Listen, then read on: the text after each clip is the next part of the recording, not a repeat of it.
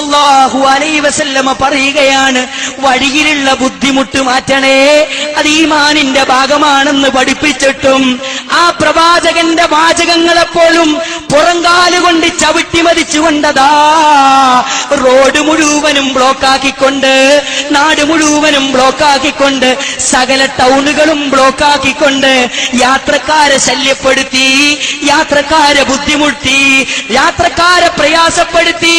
അതാ പള്ളികൾ അലങ്കരിക്കുന്നു, മതസ്ഥാപനങ്ങൾ അലങ്കരിക്കുന്നു, ലൈറ്റുകളെ കൊണ്ട് അലങ്കരിക്കുന്നു. ഏതുപോലെ ക്രിസ്ത്യാനികൾ അവർ യേശുവിന്റെ ജന്മദിനാഘോഷം ക്രിസ്മസിലൂടെ ആഘോഷിക്കുന്ന സമയത്തതാ അവരുടെ പള്ളികളതാ ലൈറ്റ് കൊണ്ട് അലങ്കരിക്കുന്നത് പോലെ മുസ്ലിമീങ്ങൾ റസൂലുള്ളാഹിന്റെ ജന്മദിനം ആഘോഷിക്കുന്ന പേരിൽ അല്ലാഹുവിന്റെ പള്ളികൾ ലൈറ്റുകളെ കൊണ്ട് അലങ്കരിക്കുന്നു, മദ്രസകൾ ലൈറ്റുകൾ കൊണ്ട് അലങ്കരിക്കുന്നു, അങ്ങാടികൾ ലൈറ്റുകളെ കൊണ്ട് അലങ്കരിക്കുന്നു. അല്ലാഹുവിന്റെ റസൂല് പറഞ്ഞ പ്രവചനം എത്ര സത്യമാ!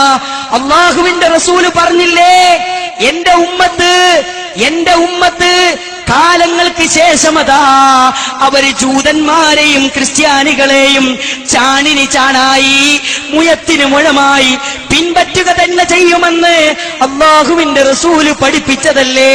അതെ, ജൂതനെ പിൻപറ്റിക്കൊണ്ട്, ക്രിസ്ത്യാനിയെ പിൻപറ്റിക്കൊണ്ട് ക്രിസ്മസ് ആഘോഷിക്കുന്നത് പോലെ, ഗാന്ധി ജയന്തി ആഘോഷിക്കുന്നത് പോലെ, ജയന്തികൾ ആഘോഷിക്കുന്നത് പോലെ മുസ്ലിമീങ്ങളും റസൂലുള്ളാഹിന്റെ ജന്മദിനം ആഘോഷിക്കുന്നു.